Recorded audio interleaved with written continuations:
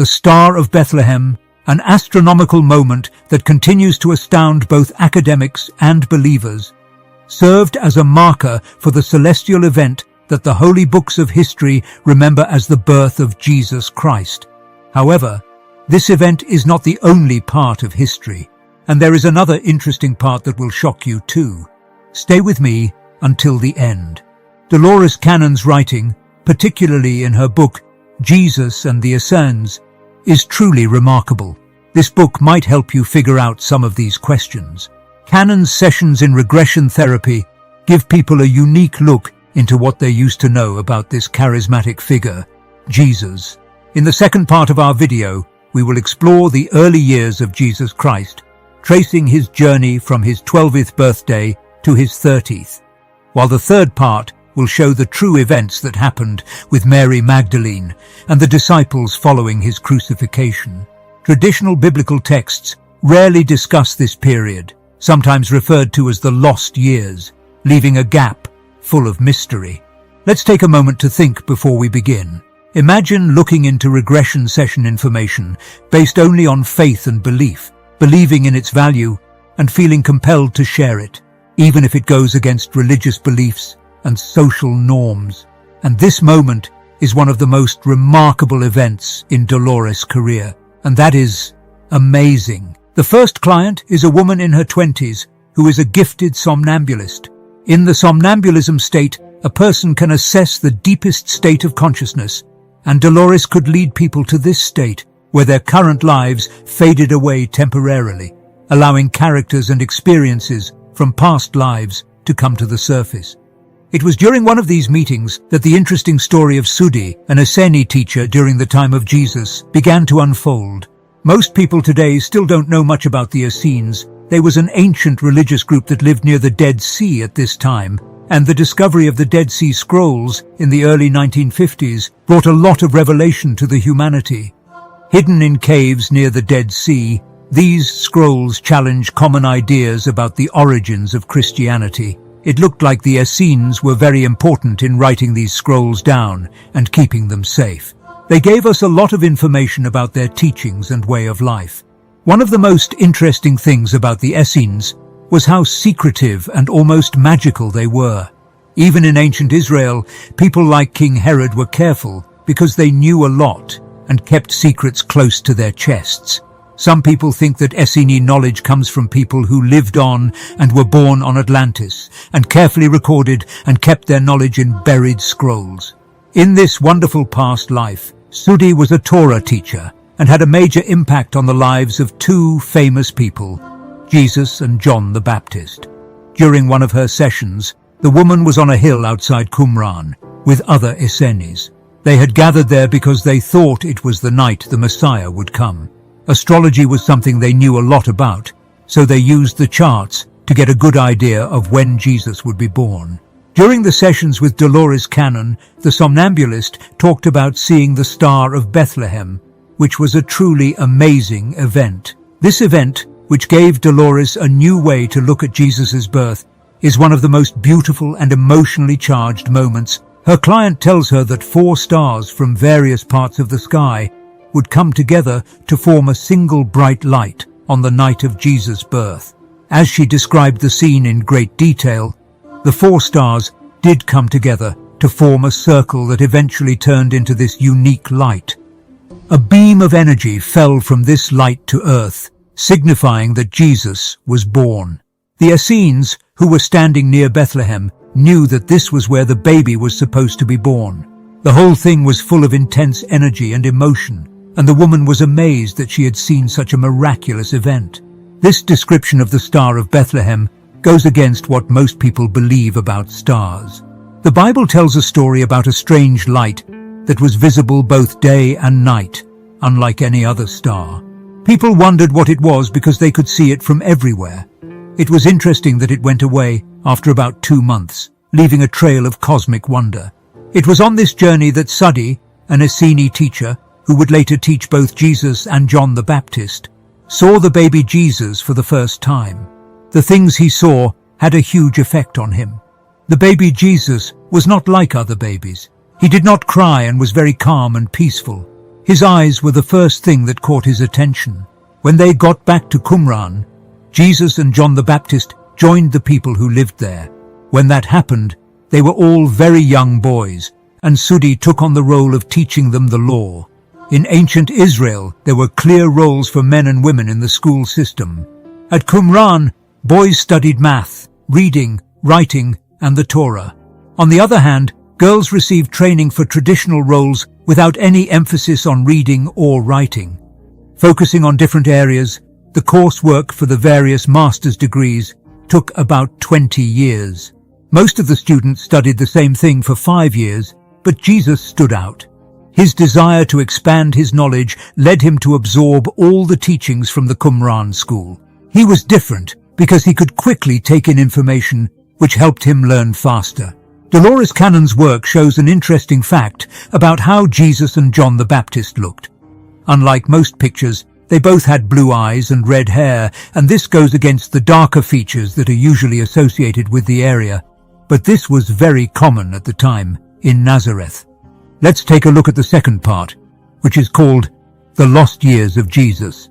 If these revelations are interesting to you, please stay with me until the end. In the third part, I'll talk about what happened after the crucifixion and with the second client, which will be even more interesting. Jesus stayed at Qumran with Sudi until he was about 13 years old. During this time, he finished all of his studies and learned Essene teachings.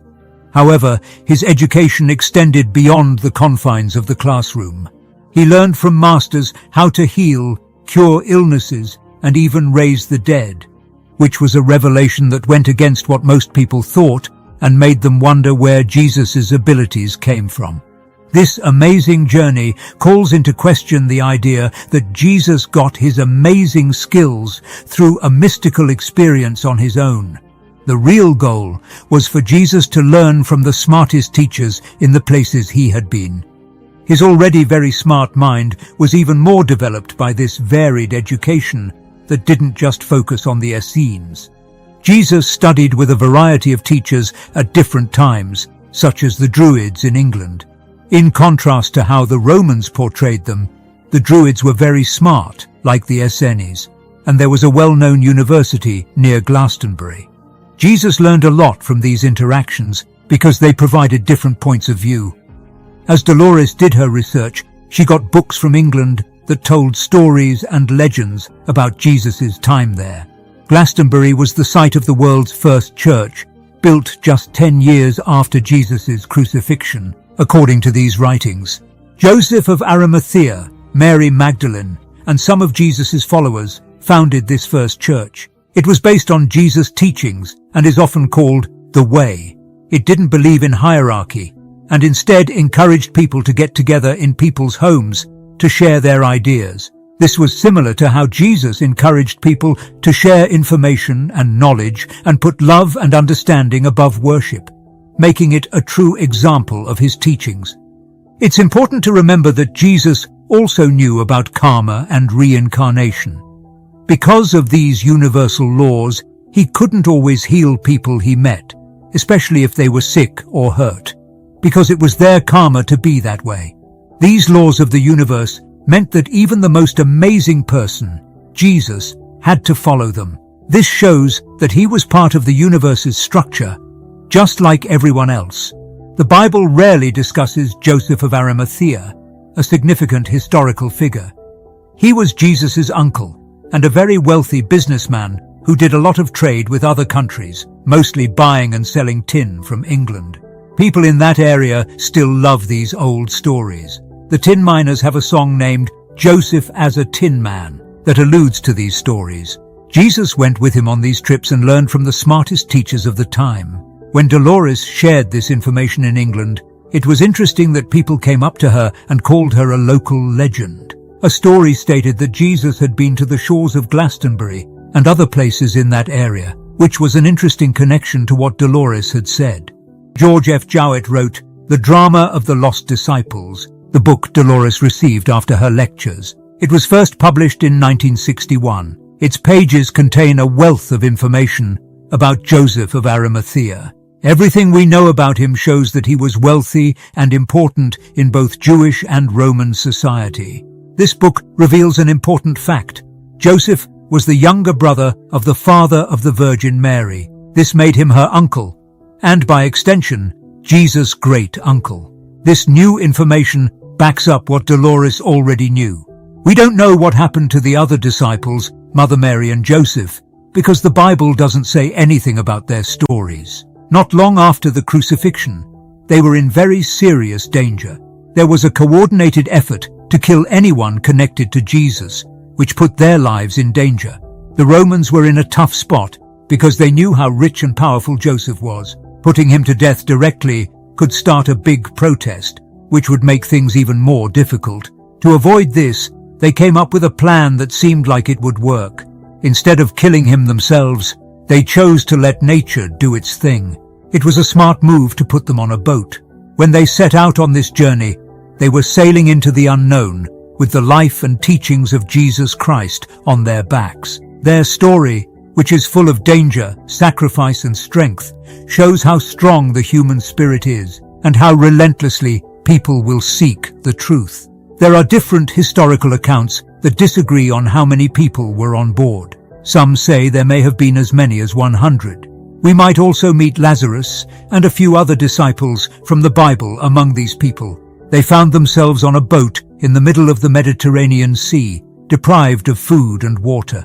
Instead of directly killing them, the plan was for them to perish in the vast sea. Throwing them into the Mediterranean on a stationary boat seemed like an impossible fate.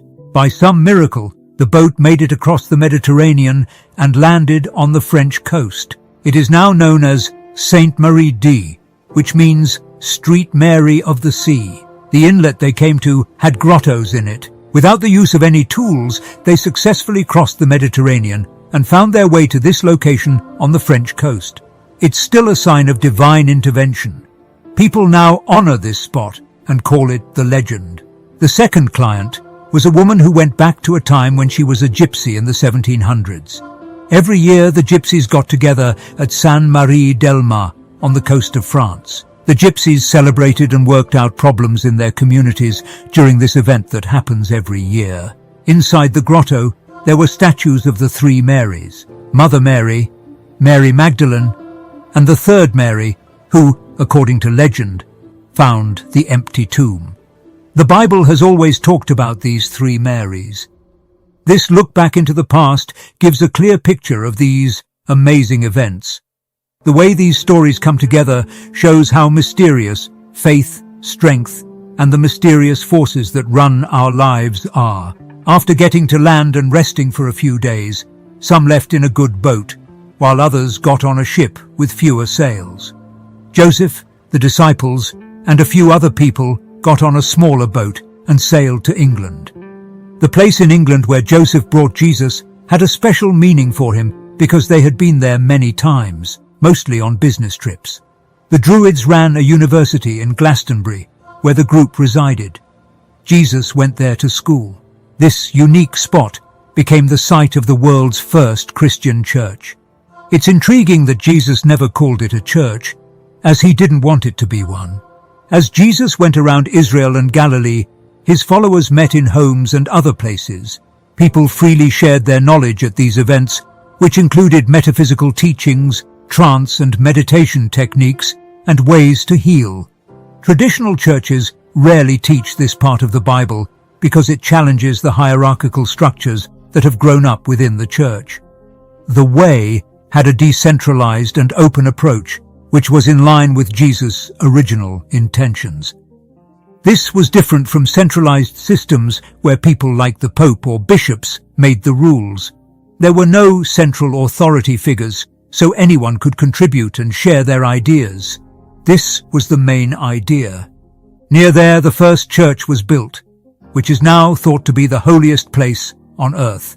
Dolores Cannon's research showed that the abbey agreed with this historical account, which added to its holiness. People believe that Joseph, the disciples, including the 100-year-old John, and Mary, the mother of Jesus, rest there. Official records from the 1400s support the heated arguments about the location of the first church. Careful research proved beyond doubt that the first Christian church originated in England, with only a slight difference in its founding dates. Historical records confirm these claims, demonstrating that the people directly following Jesus at that time are the origins of the Christian religion. Dolores Cannon never wanted to shake up people's beliefs. She wanted to get people to think for themselves. She said it was important to question our own conclusions and not give up our power to other people. Seeking knowledge and personal growth that were in line with Jesus' truth was the most important thing.